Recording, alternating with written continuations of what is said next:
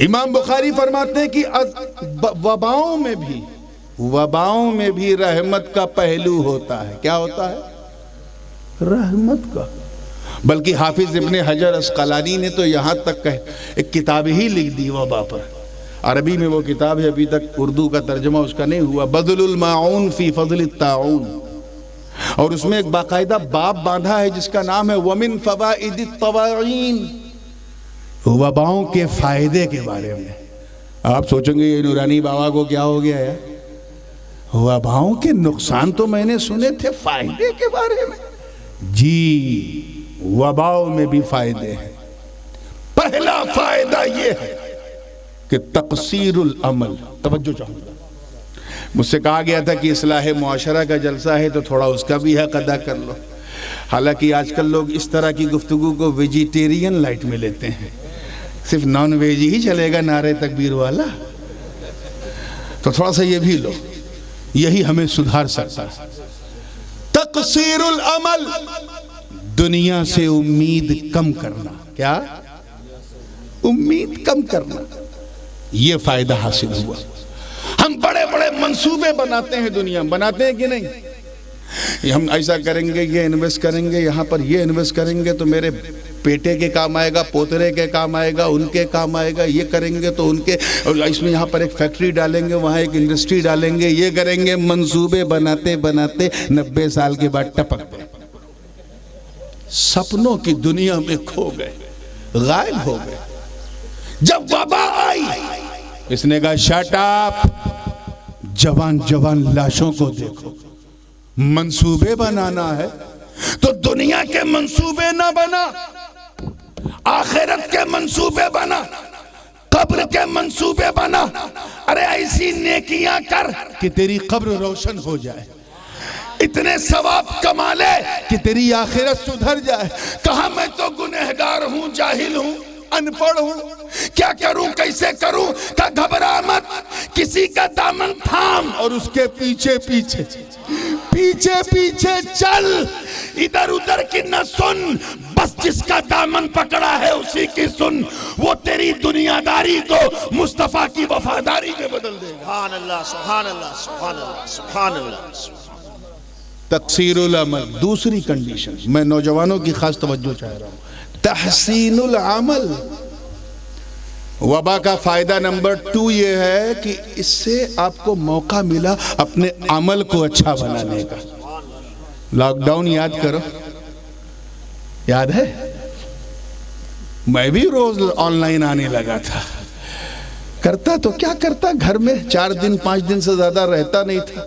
اللہ نے اتنا لمبا موقع دیا تو میں نے کہا چلو یہ موبائل جو اس وقت علیہ شیطان بنا ہے اسی کو ذریعہ ایمان بنا دو. شروع ہو گیا. سب نے لاک ڈاؤن کے دوران، جو لوگ مغرب نہیں پڑھتے تھے وہ فجر پڑھنے لگے تھے. یاد ہے نا؟ گھر کے مسجد نہیں جا رہے ہیں، گھر میں بھی نماز نہیں چھوٹ رہی ہے، الارم لگا کے سوتے تھے. یہ کیوں ہوا؟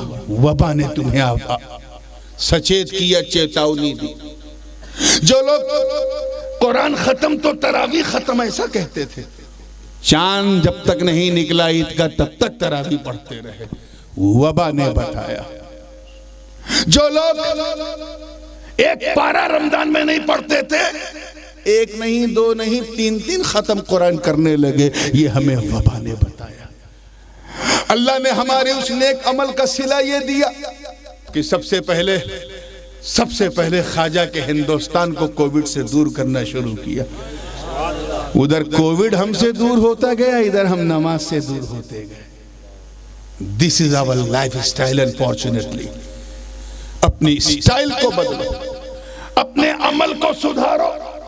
ایک جاہل نے کہا ہم کیسے عمل کو سدھارے، مجھے نہ پڑھنا آتا ہے نہ لکھنا آتا ہے، نہ کبھی مدرسے گیا نہ مدرسے میں کی روٹی کھائی، میں کیسے اپنے عمل کو سدھاروں؟ کہا کسی کا مرید ہے کہ نہیں؟ کہ ہو جا، اس شیخ کا دامن تھام. اگر تجھے نیک عمل نہیں معلوم تو اپنے پیر کے عمل دیکھ، جیسا جیسا وہ کرتا جائے تو بھی ویسا ویسا کرتا جائے. اگر تو بندہ رہے گا تو بندہ نواز بن جائے گا. غریب ہوگا تو غریب نواز ہو جائے گا، خادم ہوگا تو مخدوم ہو جائے گا، اور اگر صرف مرید ہوگا تو اپنے پیر کی مراد ہو جائے گا۔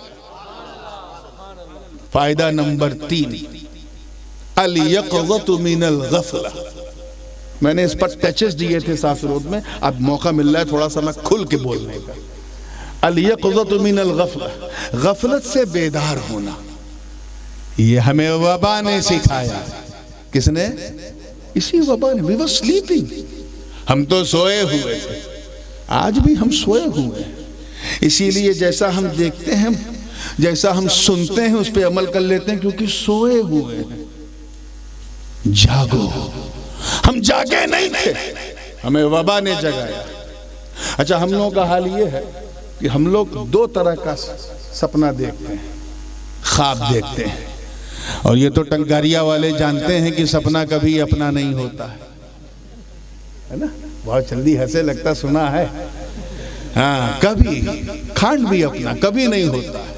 تم لکھپتی سپنے میں بنو گے، صبح صرف پتی رہو گے۔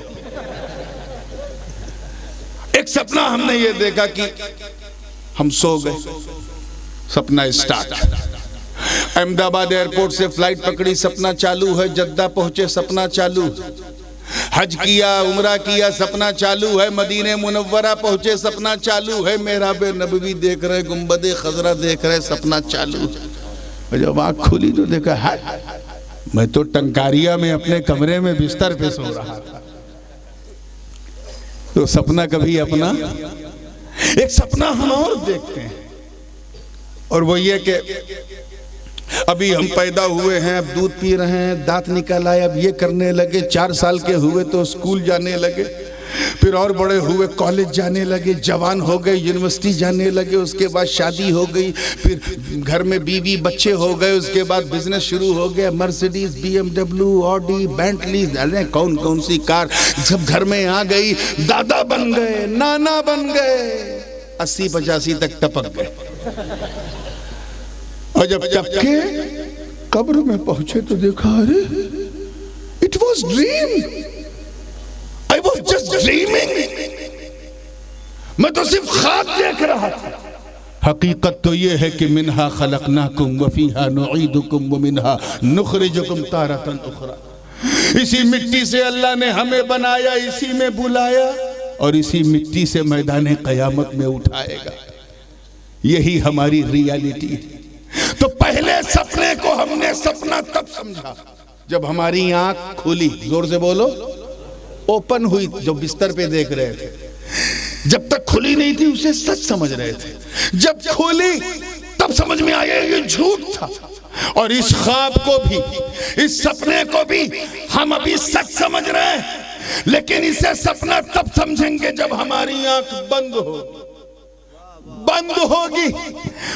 وبا کا شکریہ ادا کرو کہ اس نے آنکھ بند ہونے سے پہلے تمہیں جگا دیا اور کہا، سن، تو نہ اپنی مرضی سے اس دنیا میں آیا ہے، نہ اپنی مرضی سے جائے گا، نہ تیری آنکھ تیری مرضی سے بنی، نہ تیرا کان تیری مرضی سے بنا، نہ تیرا منہ تیری مرضی سے بنا، نہ تیرا چہرہ تیری اچھا سے بنا، نہ تیرا بدن تیری مرضی سے بنا۔